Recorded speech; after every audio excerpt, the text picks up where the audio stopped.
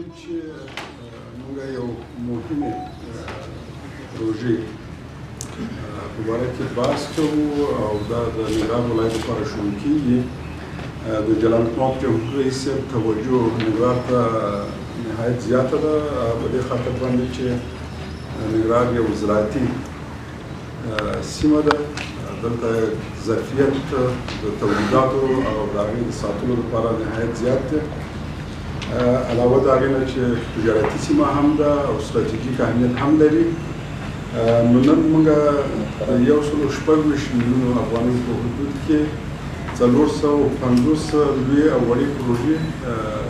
قراردادونه امضا کېږي او عملاً کار شروع کېږي. د دې پروژو ښه والی په 2-3 شیانو کې دی. یو خو دا ده چې ننګرهار ډېره سبزي، پیاز او الوګان او سبزیجات تولیدوي او زیاتره دا ضایع کېږي. یعنې په موسم کې قیمت ډېر راټیټ شي، بیا چې کله سیزن ختمېږي زموږ ترکاري د هېواد نه بهر ځي او یا ضایع کېږي. نو بیا کله چې سیزن ختمېږي ترکاري دې ته قیمت یې پورته ځي. نو په دې کې د 280 د پیاز او الوګانو د ساتلو پولې دي او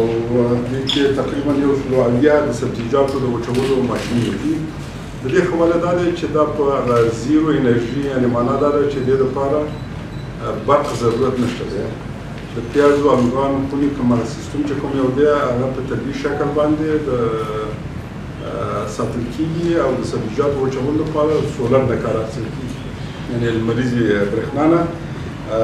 نو دې کې دویمه خوبي دا ده چې تقریبا 2250 کسانو ته کار پیدا کېږي. دا په خپله هم په 2250 کسانو ته چې کار پیدا کېږي دا یوه لویه خبره ده. په 14 ولسوالیو کې دا پروژې به تطبیق کېږي. علت یې دا دی چې هغه ولسوالي چې زیات سبزیجات او تولیدوي او هلته په اصطلاح هغه ظرفیت زیات دی، نو هلته به دا عملي کېږي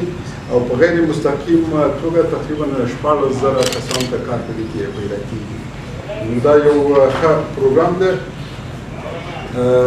نور تخنیکي لحاظ باندې به رئیس د زراعت بحث وکړو،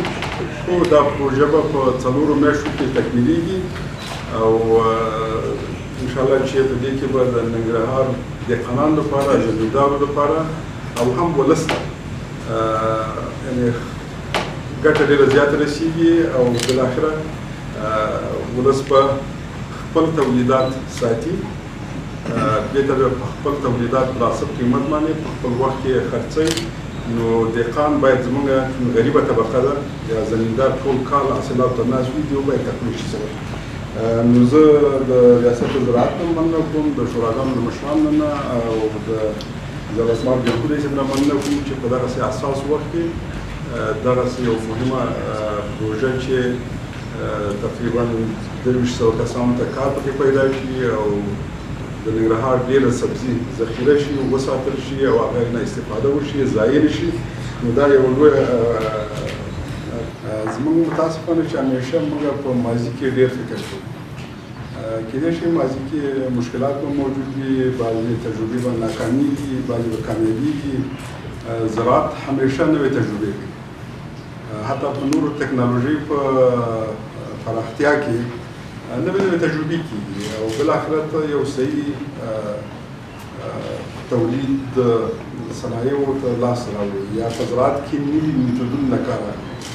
یعنې دا اوس چې کوم میتود نن په ننګرهار کې روان دی چې خلک خپل سبزیجات کوي، خپل د دهقان چې شنې خونې کوم یو دي، یعنې دا 2 کاله یا 3 کاله مخکې شاید چې دلته وجود نه درلوده. یعنې هغه نظم باندې چې اوس خلک دهقانان پوهېږي چې خپل کښت څنګه وکړي، څنګه هغه وساتي، دا 1 کال 2 کاله مخکې امکان نه درلوده. یعنې اوس د شنو خونو حاصلات چې مارکېټ ته راغلي دي، تاسې ګورئ قیمتونه هم بېرته راوغورځېدل. نو په دې خاطر باندې موږ په تېرو باندې ډېر بحث نه کوو، په اوس او راتلونکي باندې زیات بحث کوو. د دې خو ما تاسو ته ویلې چې دا نوې ټکنالوژي ده، په نوې شکل د خلکو لپاره کوم مغلق ټکنالوژي نه ده چې دې باندې پوه نه شي. د لمر د دغه نه استفاده کوي. د پیازو خونې چې کوم یو دي هغه بیخي ټکنالوژي ته ضرورت نه لري، یعنې زیرو انرژي په شکل باندې ده. فقط پیاز راوړي هلته یې ذخیره کوي ساتي یې سره نو دا دهقانانو لپاره ګټه ده ډېره زیاته ځکه دهقان همیشه متضرره دی یوازې افغانستان کې نه دی په نورو دنیا کې هم داسې ده نظر نورو کسبونو لپاره یعنې دهقان خامخا په بعضې ځایونو کې سبسیډي ورکوي یعنې حتی په امریکا کې هم سبسیډي ورکوي نو په دې خاطر باندې دا مهمه ده چې دهقان ته توجه وشي تولیدات زیات شي خپل تولید وساتي ګټه یې دهقان ته لاړه شي نو موږ دې ته امیدوار یو دویمه مهمه مسله په دې وخت کې دا ده چې دا مغلقه ټکنالوژي نه ده یعنې په څلور نیمو میاشتو کې یا څلور میاشتو کې دا جوړېږي او تقریبا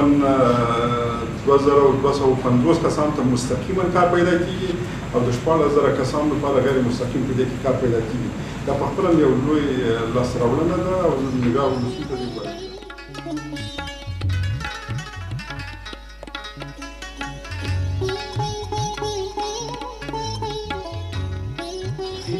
ډېر د خوشحالۍ ځای دی چې په دغسې سختو شرایطو کې چې کرونا وبا په ټوله نړۍ کې او په افغانستان کې ډېره په تېزېدو ده د داسې یوې پروژې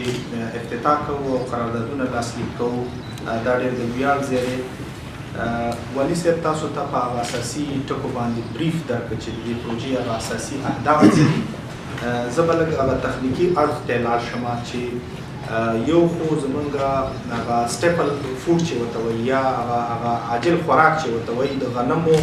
او د شولو نه د وریجو نه وروسته موږ الو ډېر زیات استفاده کوو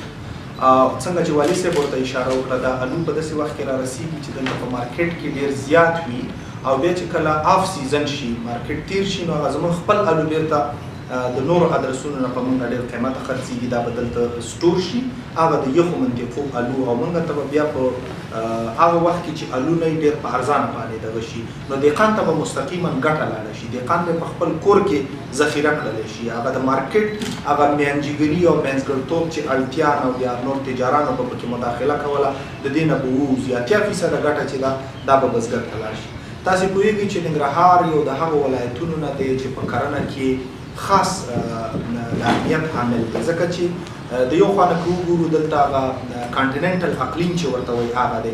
ډېرې سختې ګرمې سیمې دا اوس د سپین غر لمنو کې شاید درجه حرارت د 8-10 نه لوړ دی خو په ګوشته کې به اوس تقریبا 40 ته نږدې کېږي دا د څه دپاره شاخص دی چې دلته هر څه کرلی شو او په هر څه باندې په کرنه کې کار کولی شو نو پیاز یو د هغه ستراتیژیکو فصلونو نه دی چې دلته په حدود د 10,000 ټنه کیسه کالي موږ اټکل کړی دی چې دا به تولید شي په نورو وختونو کې چې کله به نورمال حالت وي نو د ننګرهار پیاز به د مملکت په سطحه باندې انتقالېدل او حتی بیرون ته به صادرات کېدل هغه د مزینې پیاز چې به ورته ویلې چې هغه ډېر په لوړ کیفیت باندې نو د دې لپاره چې خدای نخواسته زموږ دهقان د یو فاجعې سره مخامخ نشي د یو ناورین سره مخامخ نشي د والي صاحب په هلو ځلو او د جلال الدین جمهور رئیس صاحب په خاصه پاملرنه باندې دغه پروژه په ټول افغانستان کې پلي کېږي او ننګرهار کې زه باید په خاصه توګه مننه وکړم جناب والي صاحب د کرنې همکارانو دغه 4,500 قرارداد په ټول د 15 ورځو کې آماده کړي دي نو 6 ورځې په ولسوالیو کې په دې پروژه کې کار کړی دی بله مهمه موضوع چې هغه د تازه سبزیجاتو چې په هغې کې باید ذکر وکړم چې هغه رومي دی اوږه ده ګشنیز دي حتی ادرک دي بعضې نور ډېر های ویلیو کراپس چې ورته وایي یا لوړ ارزښت لرونکي فصلونه دي چې هغه موږ ذخیره کولی نه شو هغه د اوبو دغې ډېر لوړ دی واټر کنټنټ چې ورته وایي په هغې کې اوبه ډېر دي مثلا ټماټر موږ سټور کولی نه شو خو سټور کوو یې د ډېر کم وخت لپاره هغه باید موږ پروسس کړو وچې کړو نو دا کمې لمریزې وچوونکي خونې چې دي یا پروسس کوونکي خونې چې دي د دې مجموعي کې د یوې دانې ظرفیت چې دی دا 11.9 ټنه دی په یوه هفته کې نو څومره چې سبزي را رسیږي دا پروسس کېدلی شي هغه دهقان یو ځای کې بیا واچي سټوري کې بیا نوره راوشوکوي بل حواله د دې دغه دا دی چې والي صاحب پې تبصره وکړله چې دا ډېره های ټیک ټیکنالوژي نه ده چې زمونږ دهقان یا بزګر دې پې پوه نشي او سبا ته د هغې استفاده ونشي کولی ډېره ساده او بسیطه ټیکنالوژي ده بل د برق ضرورت نه لري دغه سولر ډرایر یې که د برق ضرورت لري نو په هغې کې هغه خپل سولر چې دی یا لمریزه برېښنا په هغې کې فټ ده او ډېره کمه برېښنا ته ضرورت دی چې هغه توکي او اجناس چې دي دا وچ کړي. نو موږ به په راتلونکي کې دوبي کې او حتی تر مني پورې انشاءالله زرګونه ټنه سبزیجات وساتو د آف سیزن لپاره او هم به سبزیجات پروسس کو تر یو چې د یو پلوه زموږ دهقان متضرر نشي، مستقیما هغه چې کوم تولید کړی دی د هغې ګټه ورته لاړه شي، او د بل پلوه زموږ هغه وګړي چې هغه زارعین نه دي مصرفونکي دي هغوی ته به په مناسبه بیه د ښه کیفیت او حتی ارګانیک چې هغه به د دغه نه پاک وي دا سبزیجات او دغه توکي به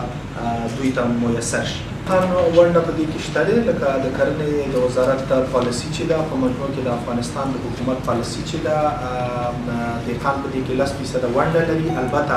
دغه ونډې انکیش نه ده، پیسې د کرنې وزارت په دغه کې نه غواړي، دا انکاین ده په شکل د اشکالو باندې. مثلا 90% کار چې دې ته د کرنې د ریاست د خوا نه کېږي 10% ونډه په دې کې په خپله دهقان اخلي. دقیق ارقام منګه ځکه د اوس د هرې پروژې انفرادي پروژې نشو ویلی چې دا فرق کوي ولسوالۍ تر ولسوالۍ، لکه څنګه چې والي صاحب تاسو سره شریکه کړه چې هغه محلي ټکنالوژي ده خو په یو بدیل شکل باندې دا ډېر فکر پې شوی دی. نو شاید په یوه ولسوالۍ کې دا ارزانه تمامه شي، په بله ولسوالۍ کې دا قیمته تمامه شي. خو زموږ تخمین دا دی چې یوه د پیازو ذخیره خونه دا به تقریبا د 300,000 یا د 400,000 افغانۍ په حدودو کې د 20 ټنو لپاره جوړیږي، او یو شمسي یا لمریز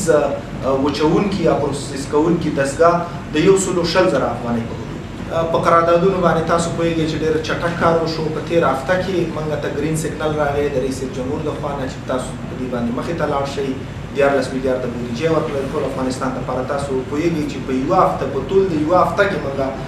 4,500 قراردادونه آماده کړل. نو زه امیدواره یم چې په راتلونکې هفته کې به په دې باندې عملا کار شروع شي او تر 4 میاشتو پورې به دغه پروژه بشپړ شي. اوس چې دغه کوم برنامه ده او نن د ویاړلي والي صاحب په مبارکو لاسو افتتاح کېږي او قراردادونه لاسلیک کېږي، دا د هغو فصلونو دپاره ده چې اوس رارسي دفع ده. او د غنمو فصل سږکال یو څه متضرر دی د ډېرو ورښتونو د امله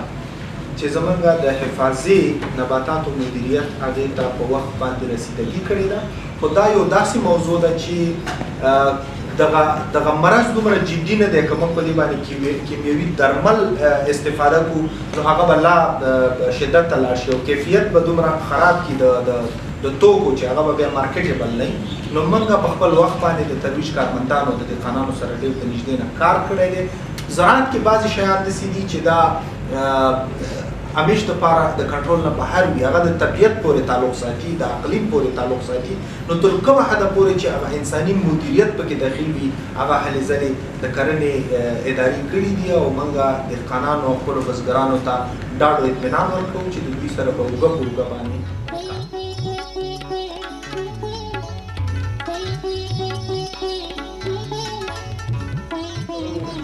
واقعا افتخار ځای دی چې نن موږ او تاسې د دهقان په نوم باندې چې همیشه دپاره دهقان متضرر و، کله چې به مطلب سبزیجات یې وکرل دغه به مثلا په خپل وخت باندې بازار ته که به رسېدلي وکړل پر نیم قیمت به ترې اخیستل کېدله سبزیجات دي. اوس دغه نوې ټکنالوژي چې د رئیس صاحب یا د رئیس جمهور په خاص دغه باندې د والي صاحب په همکارۍ باندې دهقانانو ته ورکړل کېږي، په دې باندې به یو زموږ او ستاسې که چېرته په هغه وخت باندې موږ دغه وساتو لکه مثال پیاز په بازار کې په نیم قیمت باندې اخیستل کېږي، دا چې وساتو کله چې ضرورت شو بازار ته ووسو چې شبه چې زموږ ستاسې اقتصاد به لوړ شي او تر څو هغه ضرورتونه به پوره شي. مخکې به موږ چې پیاز وکرل خواري به مو وکړه، تکلیفونه به مو ویستل او یو څو به راغی په هغه نیم قیمت کې کور کې به ساتل خو ساکېدل به. نو په همدې خاطر باندې به تجار ته زر ورکړل، قیمتونه به یې نه پوره کول، هغه دهقان کوم مصارف چې به دا به یې پوره کول نه. نو اوس دغه نوې ټکنالوژي چې راوتې ده کاشکې دا مخکې یو کال دوه مخکې دغه شوی دی دا دهقانان به نه متضرر کېدل. نو موږ د دې څخه ډېره مننه کوو چې موږ سره یې پوره همکاري کړې ده د دغه کې تر څو چې زموږ دغه د دهقان هغه چې دا په ځای باندې خواري په ځای باندې پاتې شي او آینده دپاره داسې امیدونه زموږ زیات شي چې تر څو موږ وکولی شو چې سبزیجاتو ته نور هم دغه وده ورکړو وچه موږ به اطمیناني چې مطلب زموږ دغه ضایع کېږي نه سبزیجات هم ضایع کېږي نه پیاز آلو وغیره دا نه ضایع کېږي او موږ به اطمینان باندې خپل پټو په مارکېټ کې خپل کار وکړو او په هغه وخت باندې به خپل ذخیرو کې دا دغه وساتو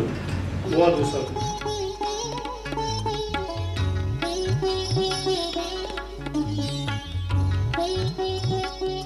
تاسو ولیدل چې په ننګرهار کې د زراعت ریاست له لوري نه د مختلفو ولسوالیو کې د سبزیجاتو د ذخیرې لپاره او د دې د پروسس لپاره تقریبا د $6 په ارزښت باندې په ځینې ولسوالیو کې دا ځایونه جوړېږي. زه مننه کوم په دغه برخه کې د ننګرهار ولایتي ادارې نه په ځانګړي ډول د زراعت ریاست نه په افغانستان کې زراعت وزارت نه په دې هیله او غوښتنه باندې چې دغه مرستې چې ننګرهار زیات مساعد دي دغسې مرستو لپاره موږ زیات توانمندي د دې لرو د زراعت ډېر دی دغسې مرستې لا زیاتې شي په دغه برخه کې چې تقریبا په زرګونو خلک پکې مستقیما او غیر مستقیم ډول په کار کېږي دا یوه لویه لاسته راوړنه ده د ننګرهار لپاره او په دې هیله او ارزو باندې چې د ننګرهار ولایتي اداره د زراعت ریاست لا هم په مرکز باندې فشار واچوي او په ننګرهار کې فرصتونه ډېر زیات دي چې تر څو موږ وکولی شو چې دغه اوسنی حالت چې کله کله د سبزي انحصار هم پکې راځي دا د منځه لاړ شي او مستقیما دغه مرسته دهقان ته ور ورسېږي چې کله دا مستقیما دهقان ته ور ورسېږي نو تاثیرات یې ټوله هم په عام ولس باندې دي کله چې تاثیر په عام ولس شي نو ګټې او فایدې ډېرې زیاتې دي په دې هیله او توقع چې دا مرستې لا نورې هم نه یوازې کرنیز محصولات بلکې ټول تجارت باید سیاسي نه شي هر تجارت چې دی کرنیز محصولات دي زموږ په ټولو هغه چا باندې دا غږ دی چې هغوی غواړي چې یو نوونه په یو ډول باندې زموږ د زراعت یا زموږ زراعتي محصولات یا زموږ هر کوم بل اقتصادي برخه چې دا باید انحصار نه کړي یا د انحصار نه وساتل شي نو په هغوی باندې غږ کوو چې دا کار ونه کړي کله دغسې کار کېږي زموږ تجارت زموږ کرنیز محصولات د سیاست ښکار کېږي نو بیا د ننګرهار ولسونه به په وړاندې راپاڅېږي او خپل غږ به کړي.